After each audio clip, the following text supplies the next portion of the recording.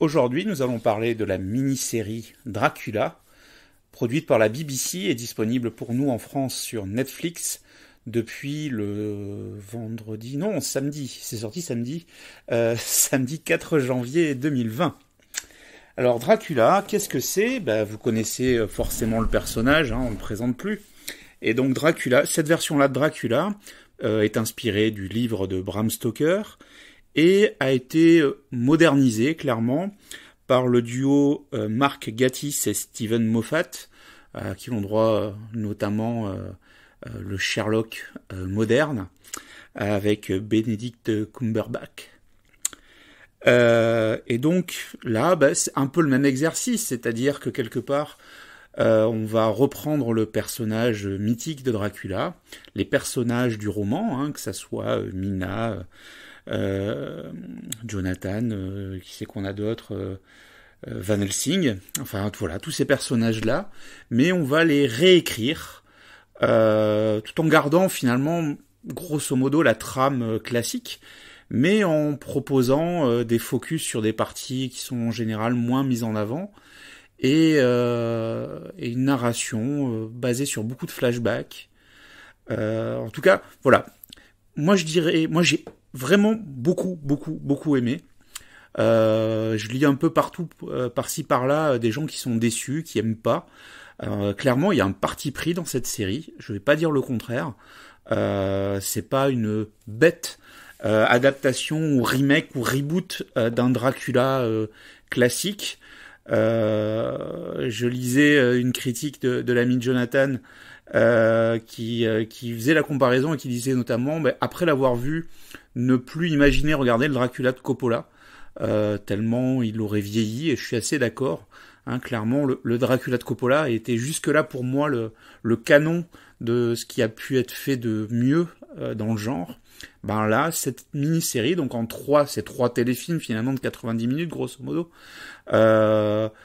qui aurait peut-être mérité d'ailleurs à être plutôt avec 6 épisodes de 45 minutes que 3 de 90 minutes, parce qu'en effet il y a quelques moments, il y a quelques petites longueurs, et on regarde un peu, on se dit mais on est encore loin de la fin de l'épisode ou pas, mais c'est vrai que bon, mis à part ces petites lenteurs qu'en effet on reproche peut-être, c'est peut-être en effet voilà le format 3 fois 90 minutes. On n'a plus l'habitude des formats 90 minutes qui perturbent. On a l'impression de regarder 3 films finalement, quelque part, qui peut gêner.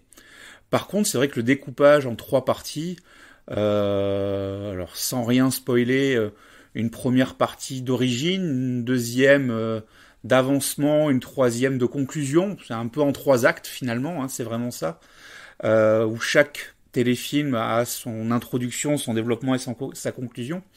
C'est quand même à la suite, faut les regarder dans l'ordre, c'est pas du tout indépendant. Moi j'ai vraiment beaucoup aimé. Vraiment le choix qui a été fait de présenter l'histoire vraiment en mettant en avant le personnage de Jonathan, qui avait été joué par Keanu Reeves dans la version de Coppola, donc des années 90. Ensuite, on a le point de vue de Dracula. Et puis au final, on va avoir un autre point de vue. Je vous en dis pas plus. Donc c'est quand même assez intéressant. Voilà, il y a vraiment cette mise en avant. Il y a une révision du mythe, une révision des acquis qu'on peut avoir sur les vampires, sur la peur du soleil, sur la peur des crucifix, etc., qui fait que ça peut gêner aussi. En même temps, ça les remet en cause, en tout cas ça les modernise, et ça les fait penser autrement. Moi je dirais plutôt comme ça. C'est pas du tout bête. En tout cas, moi j'adhère dans la réflexion qui est portée sur le mythe du vampire, qui met quelque chose un peu de réaliste en même temps. Vraiment, pour moi, une très très belle réussite, aussi bien visuellement qu'au niveau du casting. Franchement, quels que soient les personnages qui sont incarnés, c'est vraiment super bien écrit. Moi, je l'ai regardé en VF, parce que dès que c'est un peu lent, j'ai du mal à lire en même temps, et ça a tendance à m'assommer un peu de lire sur un film lent. Donc souvent je regarde plutôt en VF. Là je regardais en VF et je trouvais que la VF était vraiment très très réussie, y compris dans les dialogues qui sont extrêmement bien ciselés, avec de l'humour qui est pour moi réussi en tout cas. Un cynisme de Dracula vraiment très efficace. Voilà, Van Helsing est génial. Vraiment tous les acteurs sont vraiment réussis. On peut pas vraiment dire. Alors il y a de l'exceptionnel et il y a du bon. Voilà, il n'y a pas de mauvais. C'est vraiment à voir. En tout cas, si le monde des vampires et Dracula en particulier est quelque chose qui vous intéresse, bah cette mini-série donc disponible sur Netflix là depuis samedi est vraiment un petit bonheur. Une revisite du mythe de Dracula, pour moi qui ne renie pas ses origines, qui les modernise et qui arrive à vraiment un superbe résultat.